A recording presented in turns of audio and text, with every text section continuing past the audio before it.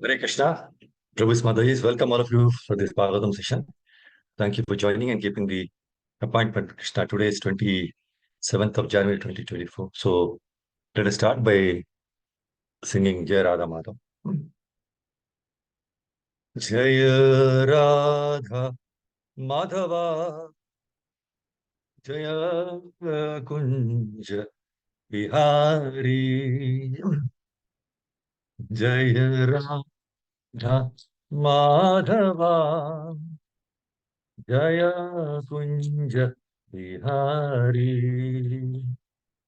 Jaya Gopi Jana Vallabha Jaya Girivara Dari Jaya Girivara Dari Jaya Shodananda Na Jaya Rajana Ranjana Jaya Yashodanandana Jaya Rajana Ranjana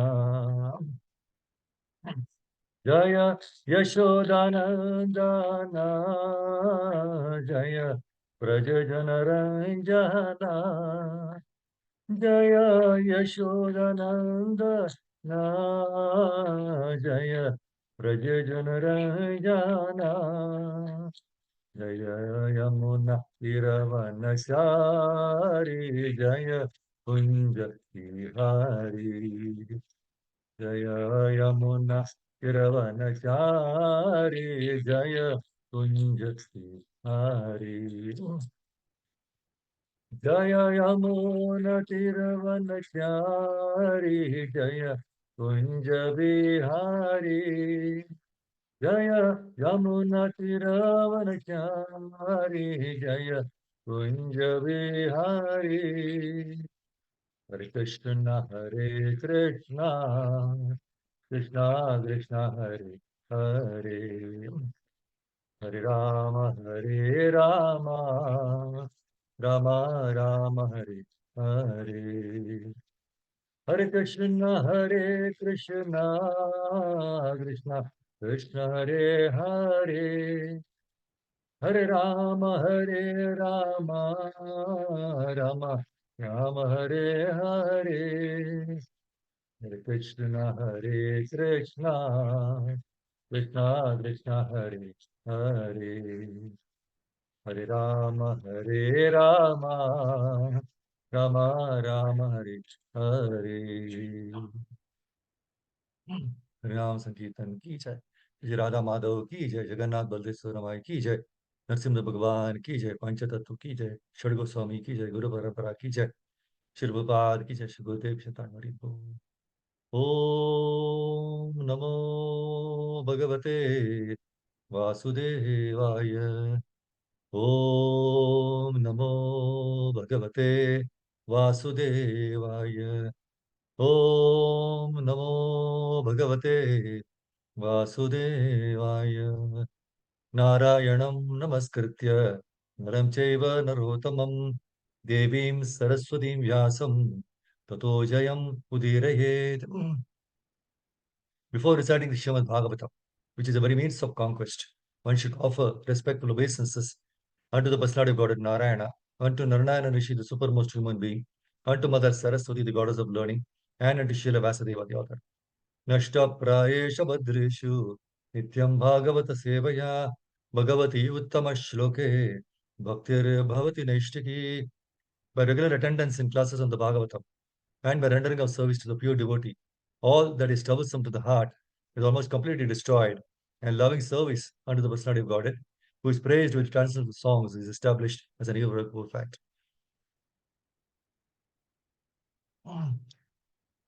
So, welcome all of you, Prabhu's Matajis, for this Bhagavatam session. So, today we'll be discussing from third canto, chapter 19, the first half. There are 38 verses in this chapter. So 1 to 19 verses we'll chant. As you see, the title of the chapter is The Killing of the Demon Hiranyaksha. Just let us recite one verse. This is the first verse, and then we start. Maitreya Vacha अवधार्य विरिञ्चस्य निर्व्यलीकामृतं वचः प्रहस्य प्रेमगर्भेण तदपाङ्गेन सोऽग्रहीत् मैत्रेय उवाच अवधार्य विरिञ्चस्य निर्व्यलीकामृतं वचः प्रहस्य प्रेमगर्भेण तदपङ्गेन सोऽग्रहीत् मैत्रेय उवाच अवधार्य विरिञ्चस्य निर्व्यलीकामृतं वचः प्रहस्य प्रेमगर्भेण तदपाङ्गेन स्वगृहीत्. Anybody wants to recite? May I, Prabhuji? Hare Krishna.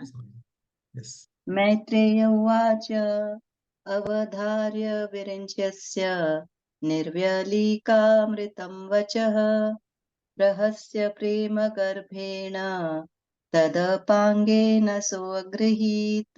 Hare Krishna. Hare Any one Krishna. more? Any Prabhu? Or anybody else?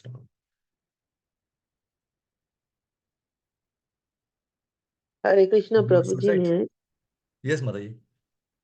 Maitreya Uvacha Avadharya Virinchasya Nirvyalikamritam Vachah Prahasya Prema Garbhena Tadapangena Grahit. Hare Krishna. Thank you. Hare Krishna. So word to word meaning, anonymous. Maitreya Vacha, Maitreya said, Avadharya, after hearing, Virinchasya of Lord Brahma, Nirvyalika, free from all sinful purposes, Amritam, nectarian, Vachaha, words, Prahasya, heartily and laughing, Prema Garbhena, laden with love, Tat, those words, Apangena, with a glance, Saha, the Supreme Personality of Godhead, Agrahit, accepted. Translation of Prabhupada Jivanekeshwar Pashil Pad. Please hear the translation of purport. Sri Maitreya said, after hearing the words of Brahma, the Creator, which were free from all sinful purposes and as sweet as nectar, the Lord heartily laughed and accepted his prayer with a glance laden with love. Purport. The word Nirvalika is very significant. The prayers of the demigods or devotees of the Lord are free from all sinful purposes, but the prayers of demons are always filled with sinful purposes. The demon Hiranyaksha became powerful by deriving a boon from Brahma, and after attaining that boon, he created disturbance because of his sinful intentions. The prayers of Brahma and other demigods are not to be compared to the prayers of the demons. Their purpose is to please the Supreme Lord. Therefore, the Lord smiled and accepted the prayer to kill the demon. Demons, who are never interested in praising the Supreme Personality of Godhead because they have no information of him, go to the demigods, and in the Bhagavad Gita, this is condemned. Persons who go to the demigods and pray for advancement in sinful activities are considered to be bereft of all intelligence. Demons have lost all intelligence because they do not know what is actually their self-interest. Even if they have information of the Supreme Personality of Godhead, they decline to approach him. It is not possible for them to get their desired boons from the Supreme Lord because their purposes are always sinful. It is said that the dacoits in Bengal used to worship the goddess of Kali for fulfillment of their sinful desires to plunder others' property. But they never went to a Vishnu temple because they might have been unsuccessful in praying to Vishnu. Therefore, the prayers of the demigods or the devotees of Supreme Personality of Godhead are always untinged by sinful purposes. Jai Shri Prabhupada ki jai. Om Gyantimra Andasya Jnananjana Shalakaya Chakshurunmritam Yena Tasmai Shri Gurave Namaha Shri Chaitanya Manobishtam Stapitam Yena Bhutale Swayam Rupa Kadamahyam Dadati Supadantam Vandeyam Shri Guru Shri Padakamalam Shri Guru Vaishnavamsha Shri Rupam Sagar Jatam Sagana Raghunathamitam Tam Sajivam Sadvaitam Savadutam Parijanataitam Krishna Chaitanya Devam Sri Radha Krishna Padan Saganalita Shri Vishaka Tamsha He Krishna Karna Sindhu Dinabandhu Jagatpate Gopisha Gopika Kanta Radha Kanta Namaste Tapta Kanjana Gaurangi Radhe Vrindavaneshwari Vrishabhan Sute Devi Pranamami Hari Priye Vancha Kalpata Rupescha Kripa Sindhu Bhaye Vacha Patitanam Pavanebhyo Vaishnavebhyo Namo Namaha Jai Shri Krishna Chaitanya Prabhu Nityananda Shri Advaita Gadadhar Srivasadi Gaura Bhakta Vrinda Hare Krishna Krishna Krishna Hare Hare, Hare Rama, Rama Rama Hare Hare. Yonta Pravishya Mama Vachi Mam Prasuptam, Sanjeevayati Akila Shaktidhar Sudamnam, Anyam Chahasta Charana Shravanato Gadin, Prana Namo Bhagavate Pushraityam, Gumkaroti Vachara Pangamam. Namo Vishnu Vishnu Vishnu Vishnu Vishnu Sampanavane. Namo Vishnu Vishnu Vishnu. So Hare Krishna, Prabhu, thank you for keeping the appointment with Krishna today, for hearing Srimad Bhagavatam. It is very, very auspicious to hear. See, just now, when we read the first verse and the purport, you can see in the purport the two statements by Prabhupada. The prayers of the demigods, see, after the word Nirvalika is specified, he says, the prayers of demigods or devotees of the Lord are free from all sinful purposes. It's a very important point to understand. See, in the fourth canto, 7th chapter, 42nd verse, in the purport, Prabhupada says, in Bhagavad Gita, Lord Krishna says, simply surrender unto me, and I will give you protection from all the reactions of sinful activities. This is the 18.66 verse, Sarvadharam Pariticha. So Prabhupada says, this material world is so created that one has to act sinfully, knowingly or unknowingly. And unless his life is dedicated to Vishnu, he has to suffer all the reactions of sinful activities. But one who surrenders and dedicates his life for the service of the Lord, he has direct protection from the Lord. Because Prabhupada says he has no fear of suffering from sinful activities, nor does he desire willingly or unwillingly to do anything which is sinful. That is a pure devotee. That is so the prayers of demigods or devotees of the Lord are free from all sinful purposes. And in the book, A Second Chance, there Prabhupada gives an example also. He says Ajamila was fully Krishna conscious. So by the divine association of Vishnu Dutas, who are very highly elevated Vaishnavas, right? Ajamila came to his full consciousness. Because he had been arrested, but then he had been released. Yamadutas arrested Ajamila, but then he was released when Vishnudutas came. And now he was free from all fear. This is liberation. Prabhupada says when one is situated in Krishna consciousness by the association of Vaishnavas or devotees of the Lord, one becomes free from all fear. See, very beautiful statement. When one is situated in Krishna consciousness, how? By the association of Vaishnavas or devotees of the Lord, one becomes free from all fear. And this position is eternal. So Ajamila, he became fearless, being reinstated in his constitutional position. So at once, Ajamila began to offer very nice prayers to the Vishnu Dutas. Vancha kalpatarubhyacha kripastantu bhayevacha. He says, I offer my respectful obeisances unto the devotees of the Lord, who are just like desire trees and oceans of mercy.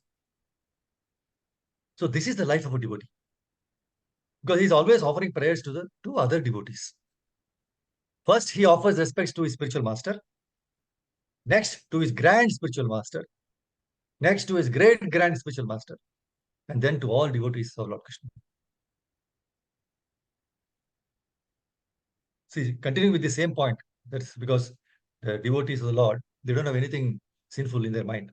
In Nectar of Devotion, there's a chapter reciting notable prayers, wherein Prabhupada is stating, according to great learned scholars, the whole Bhagavad Gita contains many authorized prayers, especially in the 11th chapter, where Arjuna prays to the universal form of the Lord. And similarly, in the Gautamiya Tantra, all the verses are called prayers. So in Srimad Bhagavatam, there are hundreds of prayers to the Lord, right? We see. So a devotee should select some of these prayers for his recitation. This is given in Nectar of Devotion. Prabhupada says. In the Skanda Puran, the glories of these prayers are stated, where it says, devotees whose tongues are decorated always with prayers to Lord Krishna. Devotees whose tongues are decorated always with prayers to Lord Krishna are always given respect, even by the great saintly persons and sages. And such devotees are actually worshipable by the demigods. Whereas those who are less intelligent, they want to worship different demigods for some material gain rather than worship Krishna. But here it is stated that a devotee who is always engaged in offering prayers to the Lord is worshipable even by the demigods themselves. See, the pure devotees have nothing to ask from any demigod. Rather, the demigods are anxious to offer prayers to the pure devotees. In the Narsimha Purana, it is stated, any person who comes before the deity of Lord Krishna and begins to chant different prayers, Narsimha Purana is saying, any person who comes before the deity of Lord Krishna and begins to chant different prayers is immediately relieved from all the reactions of sinful activities and becomes eligible without any doubt to enter into Vaikuntha Loka. What a beautiful statement, right? Very encouraging and inspiring statement. So we have to just, when you come in front of the Lord in our altar, just recite prayers. So many prayers are there. Select from Bhagavad Gita or Bhagavatam and start reciting. That's why remind, at least recite one wonderful verse which attracts you and go on reciting day in and day out. In Chaitanya Chaitamrita, Adi 14.666 purport, Prabhupada says, Krishna's 18.66, abandon all varieties of religion and just surrender unto me. I shall deliver you from all sinful action. Do not fear. Mashuchaha. See, people do not understand this. They are accustomed to flattering or worshipping many demigods, or even human beings, or even cats and dogs. But when requested to worship the Supreme Lord Krishna, they refuse. And Prabhupada says this is called illusion. Factually, if one worships the Supreme Lord, there is no need to worship anyone else. So you may ask why? How is it? How can we understand this? For example, Prabhupada gives an example beautifully. In a village of a limited area, one may use different wells for different purposes, correct? This well for washing, this well for bathing, and all, right? But when one goes to a river where there is water is flowing constantly in waves, right? That water can serve all its purposes.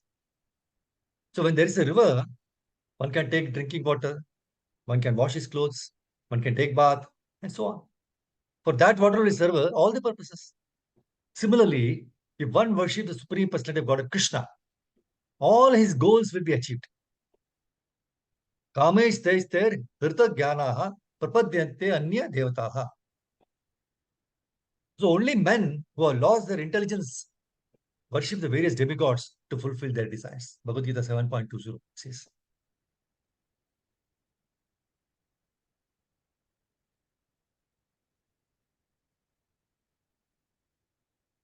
So that's why in the purport we again saw the next line of free, that is, prayers of demigods or devotees of the Lord are free from all sinful purposes, but the prayers of demons are always filled with sinful purposes. Now here another point to understand, right?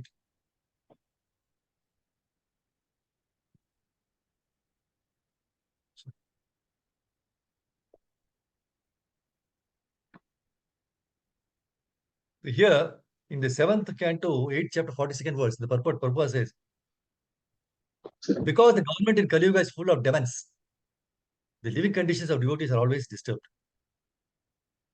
See, devotees cannot perform yajna, right? And they cannot partake of the remnants of food offered in yajna, which is offered to Lord Vishnu, right? So the hearts of the demigods are always filled with fear of the demons. And therefore, they cannot think of the Supreme Personality of Godhead. So the engagement of the demigods is to think of the Lord always within the course of their hearts, right? That's why Krishna says in Bhagavad Gita 6.47, Yoginam api sarvesham mad gatenantaratmana shraddhavan bhajate yomam same yuktatamo matah. And of all yogis, he who always abides in me with great faith, worshipping me in transcendental loving service, is most intimately united with me in yoga and is the highest of all. So demigods, they fully absorb themselves in meditation upon the Supreme Lord Krishna to become perfect yogis. But because of the presence of demons, their hearts are filled with the activities of the demons.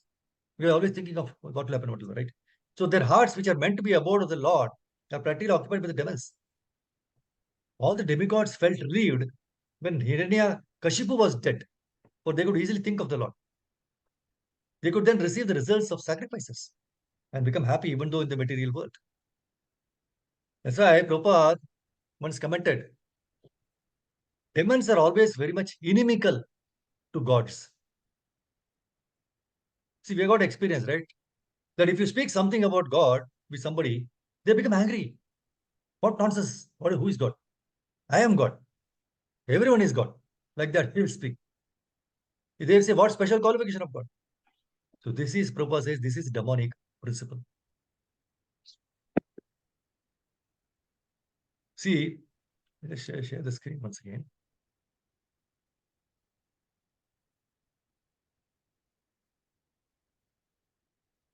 See, now in this chapter, coming from the previous chapter, no, when the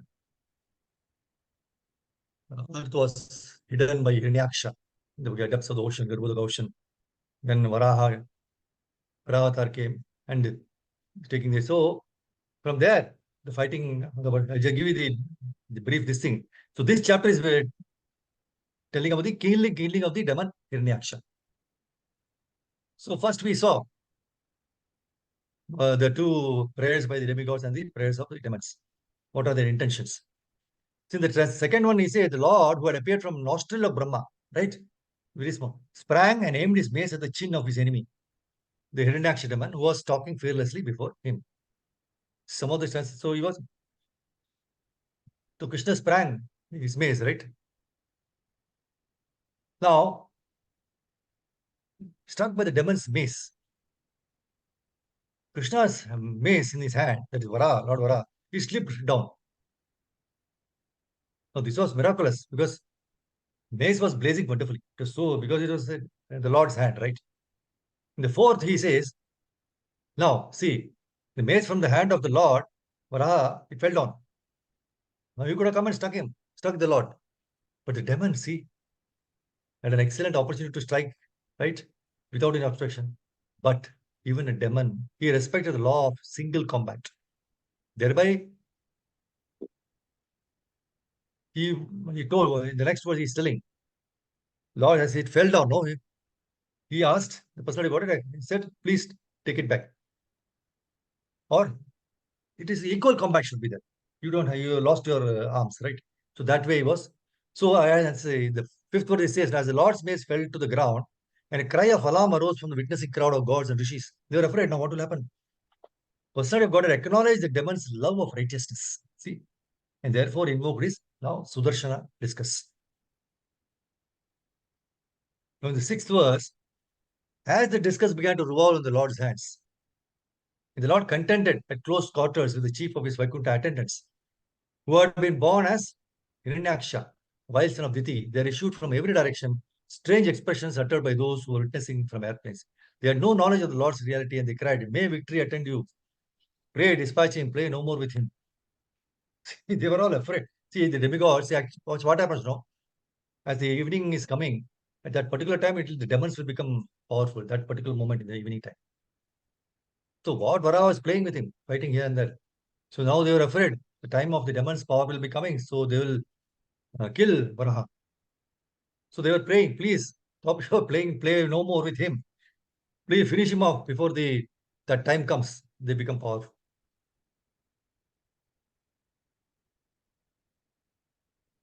So Lord Varaha, why did he appear? He appeared to save the earth and kill the terrible demon, Hiranyaksha. In fact, Hiranyaksha, no, who was in fact the Lord's intimate devotee and doorkeeper in Vaikuntha, Jaya Vijaya. But Hiranyaksha is categorized as demon. A demon is defined as one who does not recognize the authority of Lord Vishnu. See, demons are characterized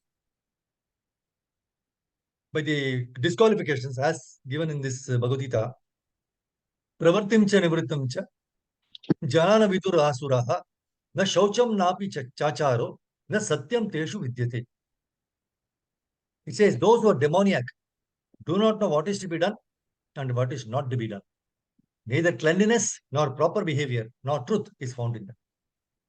So Prabhupada, while describing the two classes of men, he says, one who is a devotee of the Supreme Lord Vishnu, they are called Deva or demigods.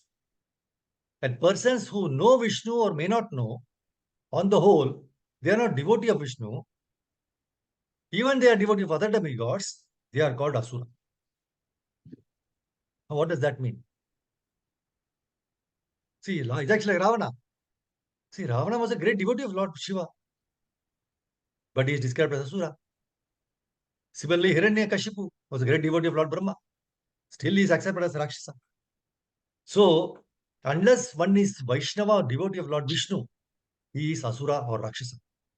Very powerful statement by Srila Prabhupada. So, this is the instruction of the Shastras. Chaitanya Mahaprabhu says, "E rupa, e rupe brahmanda brahmite kon bhagyavan jiva." Chaitanya Charitamrita Madhya 19.151. So, unless one is bhagyavan, very fortunate, he will not go back home, back to Godhead. He will rot here, this middle wood. So, Prabhupada says this Krishna conscious movement means we are trying to make people bhagyavan, fortunate. Unless you are fortunate and intelligent, you cannot take to Krishna consciousness. This is a fact. So we should not think that we are very fortunate and we are intelligent. Prabhupada has declared because we are into Krishna consciousness. And we are coming to hear Bhagavatam early in the morning also. So how an intimate devotee of the Lord played the pastime of demon and enemy of Lord Vishnu. Let us see that. See, in Vaikuntha, it so happened that there was Jaya and Vijaya, and they were the doorkeepers of Krishna's seventh entrance in Vaikuntha. It so happened that the four Kumaras were trying to go through. Kumaras, Sanat Kumaras, no, they are pure devotees. Means they were practicing Sada Bhakti Yoga. They did not have any inabilities, anarthas. See, all these inabilities completely dissipate from them, and that's why they did not grow more than 5 years old. They are always 5 years old. And they were Brahma's mental children. They came from the mind of Brahma. So they came out of the mind of Brahma, right? Very pure. Now, Brahma wanted them to marry and produce children because Brahma wanted to fill up this planet. No, the planet has been created.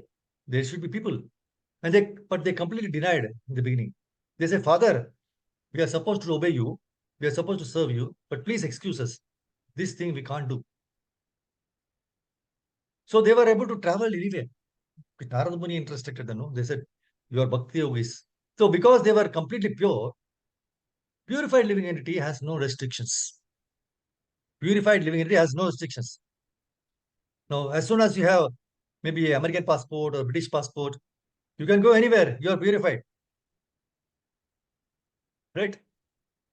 Indian passport, you need visas. Right?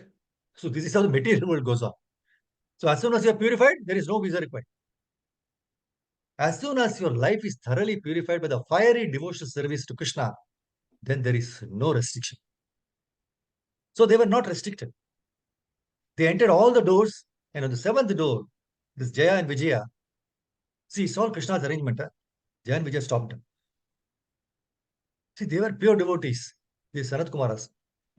They should not have become angry towards the Jaya Vijaya, right? So that they should have been compassionate. That should be a natural way. But Krishna wanted something. He created another script, no? Another drama to be created, past time. So he wanted something. So what happened? The Sanat Kumaras became angry. So all these four Kumaras became angry. Who are you? In this Vaikuntha, how can you differentiate? There shouldn't be any discrimination. They were telling Jaya Vijaya. See, in the pages of Bhagavatam, it is very wisely said that one should avoid this discrimination. Because attachment to anything or any living entity is a breeding ground of discrimination. See, we are bound to discriminate because we are attached to the living entity. And as soon as attachment is there, equal vision disappears. We are bound to discriminate. That's why in the pages of Bhagavatam it is said that all living entities are part and parcel of Krishna. Somehow or the other, we have to train our mind to look to every other entity as part and parcel, as spiritual relationships. And because we look to the spirits, we don't differentiate in the bodies. And if we really carry on discriminating people, no, Bhagavatam says that even the immobile things like mountains and trees, no, they also hate us. This is a result of discrimination. But somehow or the other, Krishna's wish, Kumaras became angry and they said to Jaya Vijaya, you are not fit to be in Vaikuntha. So they cursed them. that you should take birth in the material world. So once the curse was being done, in the meantime, when this was going on at the door, Krishna heard about it, and Krishna himself came there. He said to Vijay Vijaya, "What did you do?" He knows everything, huh? Very nicely. What do you do? You should know that every living that comes to me, they must be pure. And before, in fact, before Kumaras, Sanat Kumaras came, Lakshmi had gone out once. And when Lakshmi came back, Jaya Vijaya stopped Lakshmi also. So Lakshmi had cursed them that now you will suffer from this tendency. And she said, I don't curse you, but you will have to suffer.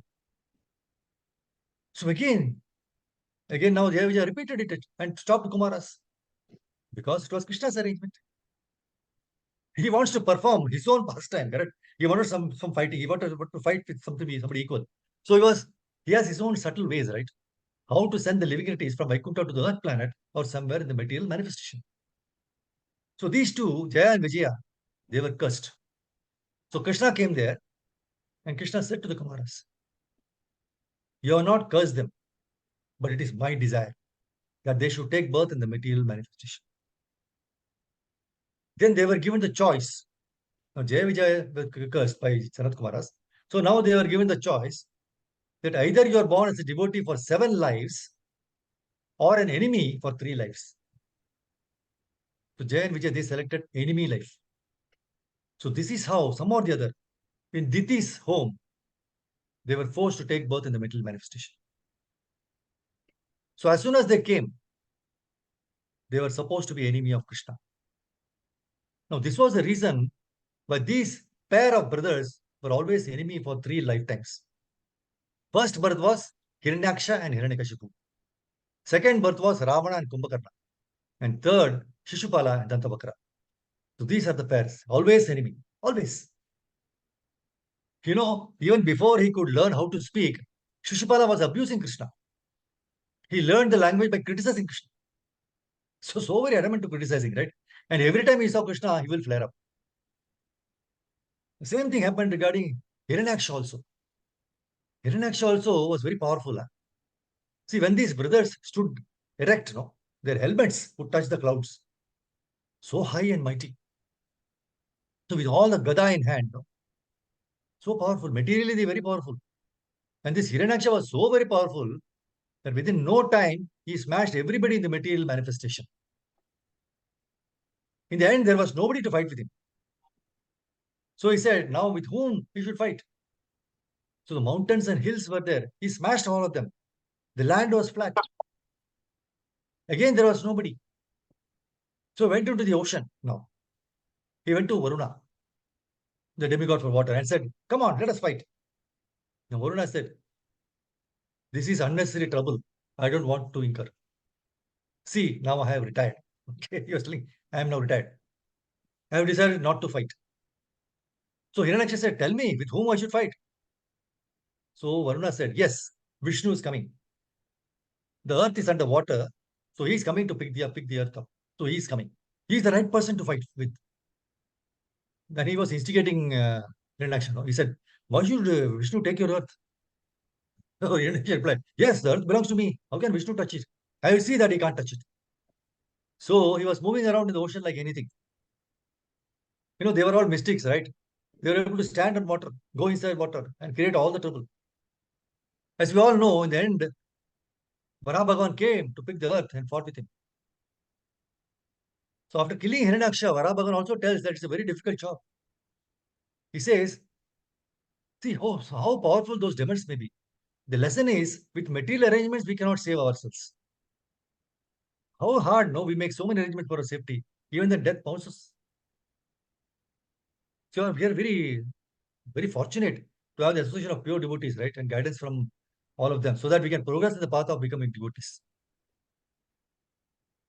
See, in Srimad Bhagavatam, previous chapter, 18th chapter, 3rd canto, 18th chapter, there is a nice description of the fight between Hiranyaksha and Lord Varaha. Now, Hiranyaksha picks up the fight because this fight starts from there, then continues in the 19th chapter. And Hiranyaksha was deriding Lord Varaha with very harsh words. That way in 3:18:9, he says the demon who had a wealth of ornaments, bangles, and beautiful golden armor on his body, he chased the Lord from behind with a great mace. The Lord tolerated his piercing ill words. He was giving a lot of gali, just like that. But Lord, not he was tolerating his piercing ill words. But in order to reply to him, he expressed his terrible anger. Now, Prabhupada says in the wonderful purport, the Lord could have chastised the demon immediately. Well, the demon was deriding the Lord with ill words, right? But the Lord tolerated him to please the demigods and to show that they should not be afraid of demons by discharging their duties. See, very important point to understand. See, the Lord's toleration was displayed mainly to drive away the fears of the demigods. You are afraid now. We should know that the Lord is always present to protect them. See, the Lord is showing by his personal example how to tolerate adverse situations in this world and never be deviated in discharging our duties. See, in one of the classes, one devotee asked a very nice question. How to see the Lord's tolerance as pleasing to demigod? See, Lord could have pleased demigod by punishing the demon, as he pleased everyone in Mathura, in the Mathura arena, no, where he killed Mushtika, Chanur, and Kamsa. When the Lord tolerates the offense of the demon, instead of punishing him, how will it make the demigods free from fear? Very nice question. So we should note that Bhumi Devi was in the Lord's hands, and she was already distressed by the demon's act of harassment. Now, if the Lord were to retaliate to the harsh words of Hiranyaksha instantly, he would have to leave the Bhumi Devi midway on the undo it.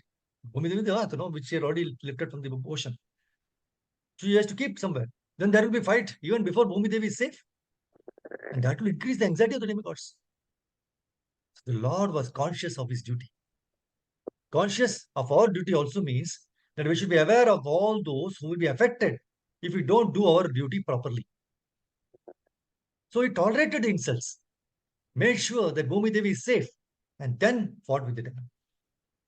So this way, the demigods were also feeling protected by the Lord's tolerance. Another point we should be aware is that a good leader possesses tremendous amount of tolerance and patience. And anyone feels safe under the shelter of such a leader because whoever possesses these two qualities, patience and tolerance, their actions are always bound to be based on sound reasoning, far-sighted thinking, and bring benefit to everyone. See, we also see practically in our day-to-day duties that those who ignore unwanted noises around them are focused on their duty. And they always come out successful. So when the Lord ignored the useless noise of the demon by his transcendental tolerance, demigods were assured that the Lord is focused on his job, and hence Bhumi Devi along with all the devatas were safe. So, as we saw, in a very offensive manner, he was cursing the Lord. So, see, the Prabhupada says in the purport, when the Lord was coming out of the water, taking earth in his arms to deliver it, the demon derided him with insulting words, right? But the Lord did not care because he was very conscious of his duty. For a dutiful man, there is nothing to fear. So those who are powerful have no fear of unkind words from an enemy. The Lord had nothing to fear from anyone. Yet he was merciful to his enemy by neglecting him. See, merciful by neglecting him. So Prabhupada very nicely explained the dutiful nature of Lord Varaha, which we should attempt to imbibe in our day-to-day lives. We find Lord Varaha, after bringing earth out of from the Garbhodaka ocean, transferred his potency of floating in water to the Mother Earth. And only after placing her carefully, he turned to fight with the demon. That's what Bhagavad Gita 3.23 says. For if I ever fail to engage in carefully performing prescribed duties, O Partha, certainly all men would follow my path. So leader has to follow right path, then everybody follows him only. So Krishna is telling himself, if I fail to do my duty carefully in my prescribed duties, others will follow. So when someone curses us with such cruel words, it happens, right? It is our tendency to get agitated. Immediate reaction. We lose our focus on whatever duties we are performing. and would be misled by their words. But by not doing our duties, we would get into more and more trouble. But when we perform our duties, there is no need to fear anyone. So when Hiranyaksha was deriding, the Lord neglected his words and did not retaliate until his duty was complete. So following the footsteps of the Lord, we must also not retaliate others when we are engaged in our prescribed duties. Even if others deride, curse, we must continue to do our duty with care and attention. No reaction. So let us all remember this lesson taught by Lord Vara and practice the same in our day-to-day lives. See, the Supreme Lord always feels that he is very much indebted to his devotees for whatever service they do to him. See, although pure devotees do not expect anything in return from the Lord, the way he reciprocates to the loving dealings is far beyond what they could imagine. See, when we help someone, we expect he'll help in return, right? And also feel proud that we have helped them. This happens. See, we have no capacity on our own, but still, we never feel grateful or indebted to others because of our ego and pride in us. But we find the Supreme Lord Krishna, in spite of being the source of everyone and everything in this creation, he reciprocates very wonderfully to his devotees and feels indebted to them, even after reciprocating to them nicely. See, Draupadi gave him a small piece of her sari to tie his finger once when he got hurt. Sudama gave him just a handful of old puff rice, and Kubja gave him a little bit of sandalwood paste. In return for all their simple loving services, the Lord reciprocated to each one of them in a wonderful manner. Krishna gave umpteen number of saris to Draupadi and protected her when she was being disrobed in the Kuru assembly. He gifted magnificent palaces to Sudama, and in case of Kubja, he removed her hunchback and made her into a beautiful woman. So Krishna always remembers every simple act of his devotee offered in love to himself. He always feels indebted and never feels he has been able to offer in anything to any equal proportion. That's why in Bhagavatam 10, 32, 22, pleased by the unalloyed devotion of the gopis, Krishna says, I am not able to repay my debt for your spotless service. Even within a lifetime of Brahma, I cannot. Your connection with me is beyond reproach. You have worshipped me, cutting off all domestic ties, which are difficult to break. Therefore, please let your own glorious deeds be your compensation. See, the Lord always remembers his devotees and is always looking out anxiously how to reach out to him. We can also see his causeless mercy in the case of Ajamila. Just like a caring father, he is always anxious to take us back to him.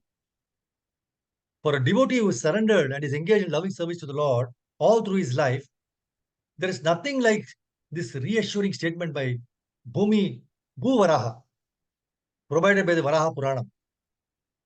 See, during the time of the great Pralaya, when the Lord rescued Mother Earth from the clutches of the demon Hiranyaksha and lifted her from the Garubadaka ocean, now Bhumi Devi offers to the Lord prayers for rescuing her from being inundated in the ocean. What was her prayers? She says, 5:18:39, my Lord, as the original bore within this universe, you fought and killed the great demon Hiranyaksha. Then you lifted me from the Garubadaka ocean on the end of your tusk, exactly as a sporting elephant plucks a lotus flower from the water. I bow down before you. See, Bhumi Devi was trembling in fear, even as she was rescued and made to sit on the lap of Lord Varahadeva. So when the Lord asked her the reason for her fear, she actually, Earth is personification of forbearance and compassion, right? Kshama. She responded like this. She said, oh my Lord, you have protected me. But still, our children in the samsara are helpless and suffering. They cannot practice what has been enjoined in the Vedas with their limited knowledge. So you must be kind enough to show them a simpler way to reach you. Now, Bhumi Devi, she always having compassion for her children, rotting. All of us, were rotting in this middle existence. She's asking the Lord for shortcut, lagu upaya, shortcut for ultimate happiness. and true wellness for our children.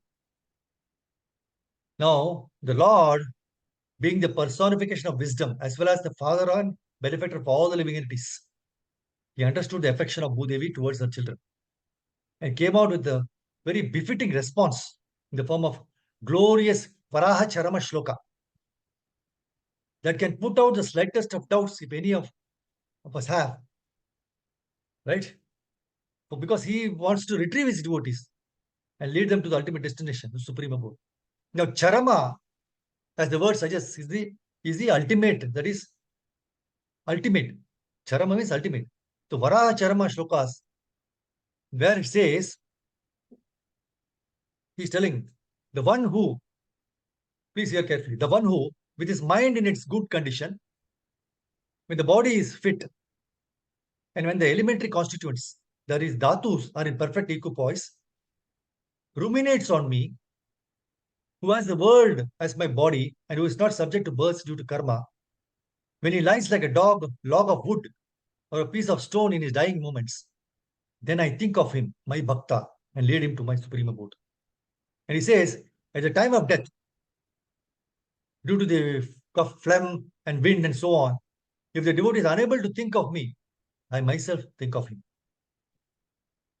And he says, if I don't do so, if I don't think of my devotee who has been throughout thinking of me and glorifying me, and at the time of death, if I don't think of him, then no one else can be considered to be more ungrateful than I am. That's what the Lord is saying. The beautiful prayer. And another wonderful prayer, 3:13:49.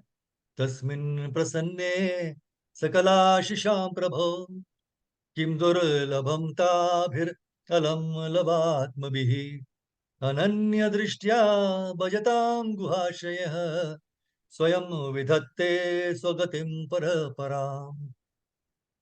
Very nice translation, very beautiful. Any encouraging statement. It says, nothing remains unachieved when the Supreme Personality of God is pleased with someone. But transcendental achievement, one understands everything else to be insignificant.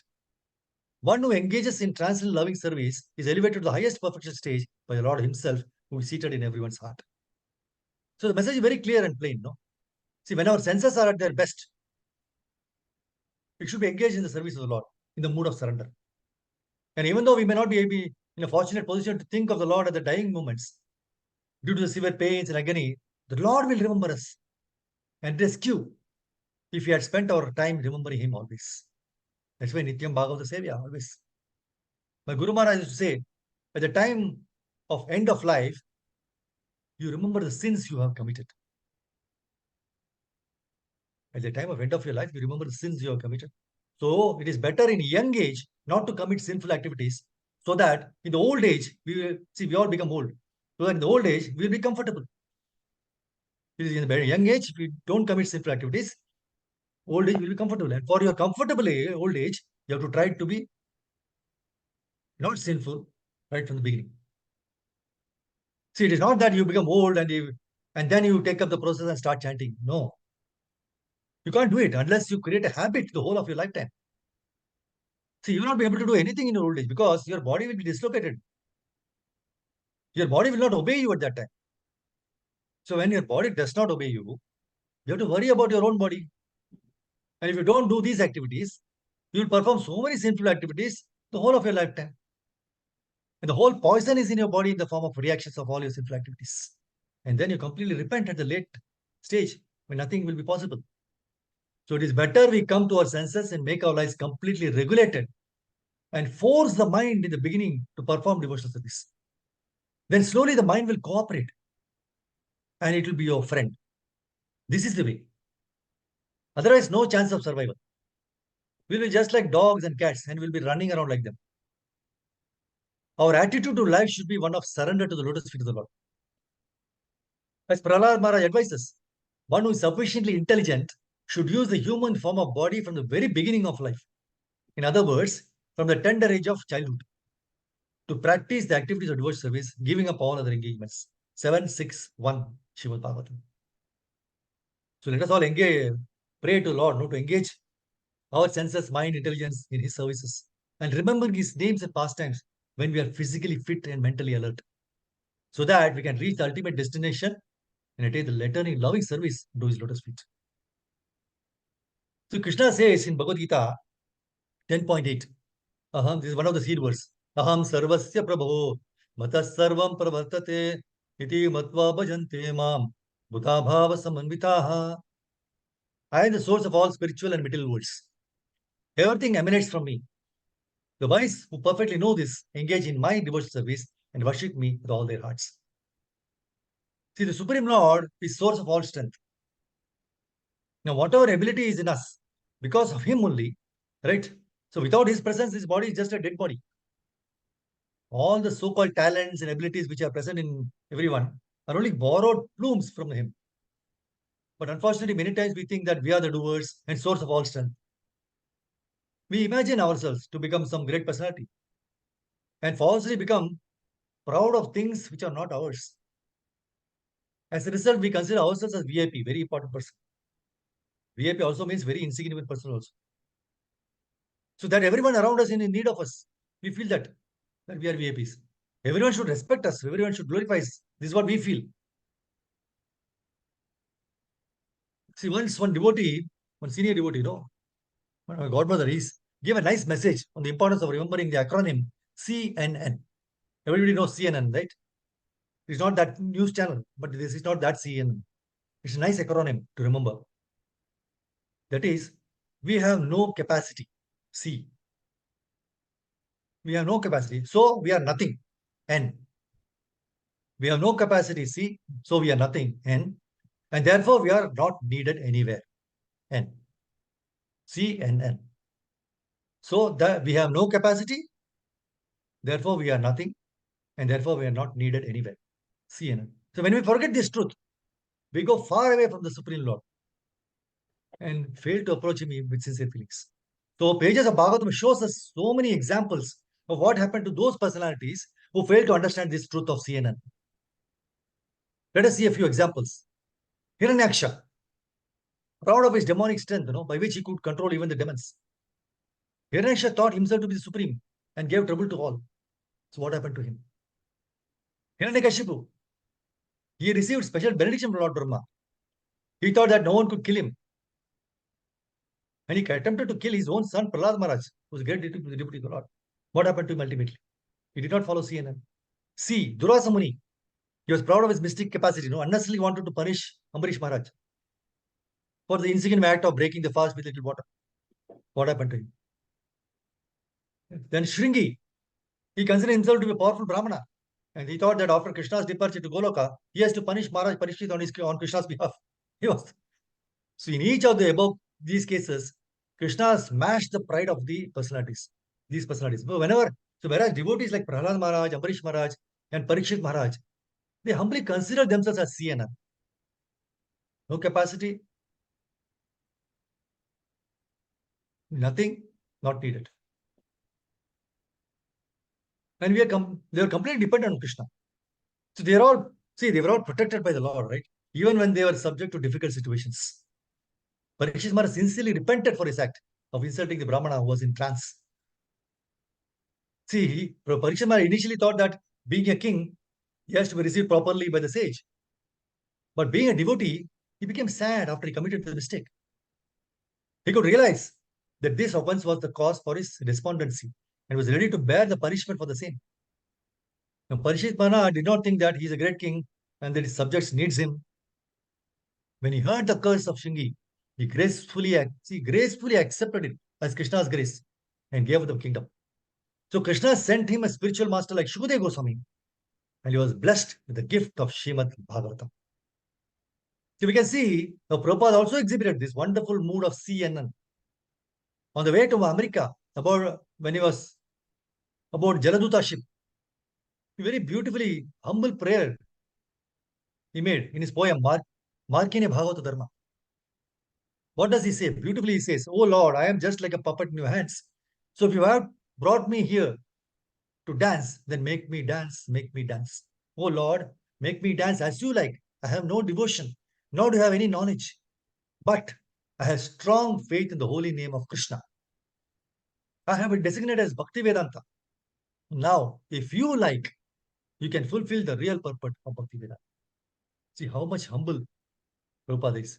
So completely pleased by his surrender, Krishna fulfilled his mission of establishing the Hare Krishna movement all over the world. So following the footsteps of these great souls, let us also imbibe the mood of CNN and simply pray to become instruments in the hands of Guru and Krishna. See, this chapter basically, all the verses basically like how they are going to fight. So there is nothing much to discuss about. So I'm just giving the lessons which we can learn from the previous and current chapter, right? See, Krishna is not under the time factor, and therefore see in Bhagavatam 7:111, Sukadeva Goswami tells to Maharaj Parishit, "O great king, the Supreme Personality of Godhead, the control of material and spiritual energies, who is certainly the creator of the entire cosmos, creates the time factor to allow the material energy and the living energy to act within the limits of time. That's why we have time in this. Spiritual, there is no time factor. And all the stress are in this world is because of this time factor. You have to do this time, before this, you have to catch the bus, catch the train, flight. So rushing, time factor. Supreme Lord is never under the time factor, nor under the material energy. So he says, "O king, this time factor enhances the Sattva Guna." Although Supreme Lord is the controller, he favors the demigods who are mostly situated in Sattva Guna. Then the demons who are influenced by Tamo Guna are annihilated. Supreme Lord induces the time factor to act in different ways, but it's never partial. The time is not for this person 24 hours, this person 48 hours, this person only 6 hours. No, nothing. Equal to everyone. So he's never partial. His activities are glorious. Therefore, he's called Purushrava.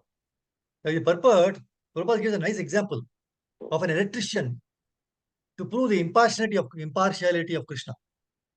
An electrician connects both a heater and a cooler to the same electrical energy. The cause of the heating and cooling is the electrician's manipulation of the electrical energy according to his desire. But actually, electrician has nothing to do with the causing of heat or cold, nor with the enjoyment or suffering that results. Correct? So in the same way, when the demigods are favored and the demons are killed, it is not Krishna's partiality but the influence of the time factor. So Krishna is not only impartial but very merciful to us. As we saw, Krishna is Urushrava because he is most merciful and his activities are glorious. So when he kills demons, they also attain the higher position.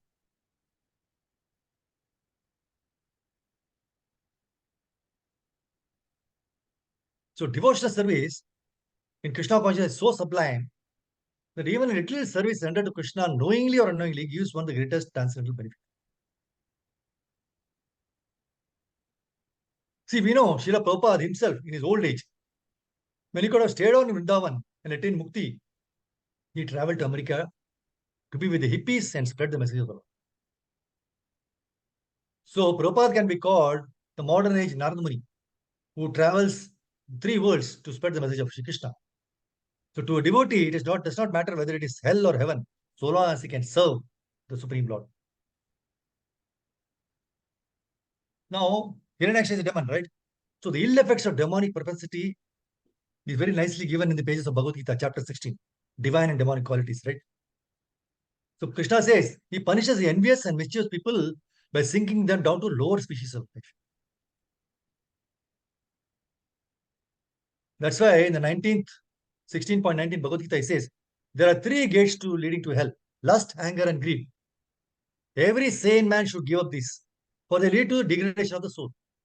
The man who has escaped these 3 gates of hell, O son of Kunti, performs acts conducive to self-realization and thus gradually attains the supreme destination. So lust, anger, greed are the 3 obstacles in the path of spiritual progress. And these are the 3 gates which we have to pass through in our royal road to hell. So Prabhupada says the beginning of demonic life is described in this verse. What is it? One tries to satisfy his lust. And when he cannot, anger and greed arises. Yeah, if I want something very badly, if I don't get it, then that is lust actually. Then anger arises and greed arises. The sane man who does not want to glide down to the species of demonic life must try to give up these 3 enemies: lust, anger, and greed. LAG, lag. You have this, you will lag behind in devotional service. Because this can kill the self to such an extent, there will be no possibility of liberation from this material entanglement. See, lust includes all kinds of unwanted desires. See, the lives of demons like Ravana, Hiranyakashipu, Hiranyaksha, Kamsa all show how when their unwanted or undeserved desires were the seed for the downfall. So whether it is woman, wealth, wine, name, fame, all these kinds of unwanted desires leads to anger if they are not fulfilled, correct? Krishna himself very nicely explains to Arjuna in the second chapter of Bhagavad Gita that anger deludes us, bewilders our memory, and makes us lose our intelligence. So we fail to recognize Krishna's supremacy. As a result, continue to remain entangled in the cycle of birth and death. So when the desires are fully fulfilled also, we start craving for it more and more. So greediness will cause us to lead a life of discontent. On the other hand, when we take shelter of pure devotee, we can easily escape these three gates of hell, and by their mercy even enter into the kingdom of God. That's why in the life of Sripada Ramanujacharya, we see how by his merciful association and heartfelt prayers to Lord Ranganatha, he changed the consciousness of a man who was very much addicted to a prostitute simply by helping to take darshan of Lord Ranganatha. See, both the prostitute and the man later became very sincere and devoted disciples of Sripad Ramanujacharya. See, I'll just share the screen once more.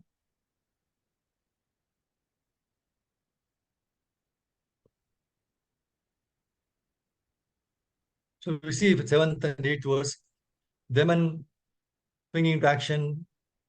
He said, yeah, you are slain. He's going to fight, right? The 10th verse again. Now the Lord, because the demon's weapon fell down. Lord he said, take up your weapon, try again. So again he challenged. Now he became more angry. So when the Lord saw the mace flying toward him, he stood firmly where he was and caught it with ease. Right? Just like that, he caught it. So demon was trying, he was reluctant. So he was so much humiliated by this action of the Lord Varaha. So he was becoming more and more angry to finish him off. Because he never had an opponent like this, right? He killed everyone, finished off everybody. He was asking Lord Varuna, no? Is there anyone to fight? So he showed the direction to fight with Vishnu. So here also the same thing happened. He was fighting, but so everything was flying here and there. The very powerful fight was going on.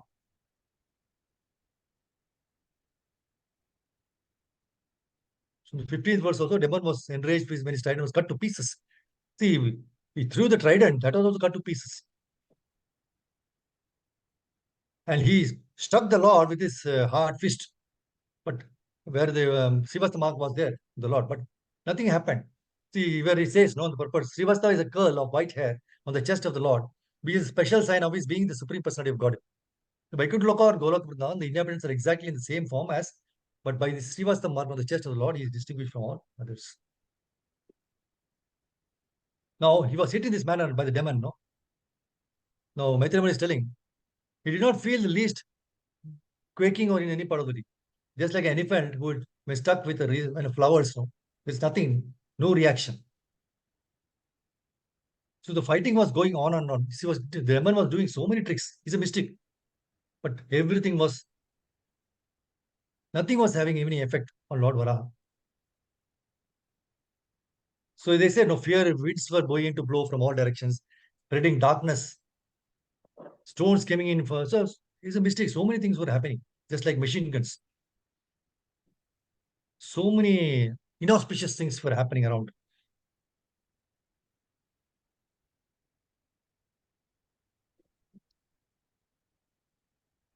So the point to understand is, because I cannot, this is like an interval. The full fight, ultimately the fight will end. So this in the next, after the 20th verse till the 38th verse. So I have to stop. So if you want to really know what is the benefit of hearing this whole pastime of the killing of Hiranyaksha, you can see in the second last verse of this chapter. It's a Falashruti. I will read it out in the end, and then you can go to the whole chapters. Before closing, in the 12th chapter of Bhagavad Gita, while explaining the principle of Bhakti Yoga, Krishna clearly gives us a list of qualities which would please him.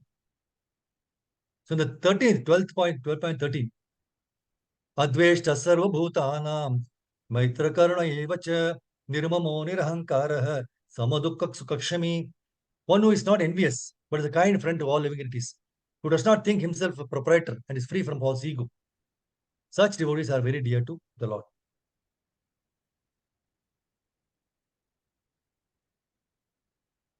So humility is very, very important, right? Otherwise,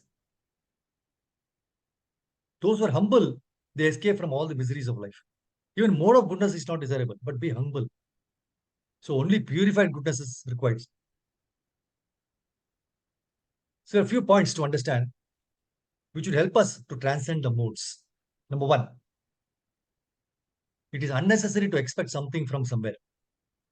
No expectation is the best expectation because it doesn't hurt us, right? It rather helps us to conquer the modes as our mind would be free. So don't expect. Second point, don't have any presupposition about anybody. See, all living entities are part and parcel of Krishna. Now, presupposition will lead to unnecessary not, K-N-O-T, not, Bhagavan Bhasana, not, of wickedness in the hearts. So these knots will disturb your digestion. And thus, they're obstacles to one's physical as well as spiritual health. Your health, both physical and mental, depends on your internal peace. The more peaceful you are internally, more brighter would be your spiritual and physical health. Whereas the anarthas in your hearts will trouble you so much that you would not be able to have a moment of peace also. It's very important to keep yourself internally clean. So what are the root causes of these knots? 1. Excessive attachment. 2. Excessive greed. And 3. Excessive sense gratification. Duryodhana had excessive attachment to the kingdom. Hiranyaksha had excessive greed. Ravana had excessive sense gratification. So all these wicked knots in their mind spread like cancerous cells and destroy their whole life. So we should save our hearts from these knots. See, don't keep anything in your mind except Krishna. Perform your duties sincerely. Make sure your mind is always clear. See, it might be difficult, but if you endeavor sincerely, then everything is possible by Krishna's energy and Krishna's grace. Stop here. Granthra Srimad Bhagavatam ki jai, Shri Prabhupada ki jai, Nitai Gaur. Thank you, Mataji, Hare Krishna. Vancha Kalpurvish Kripa Sandhu Bhayo Cha, Patidanam Pavan. Hare Krishna.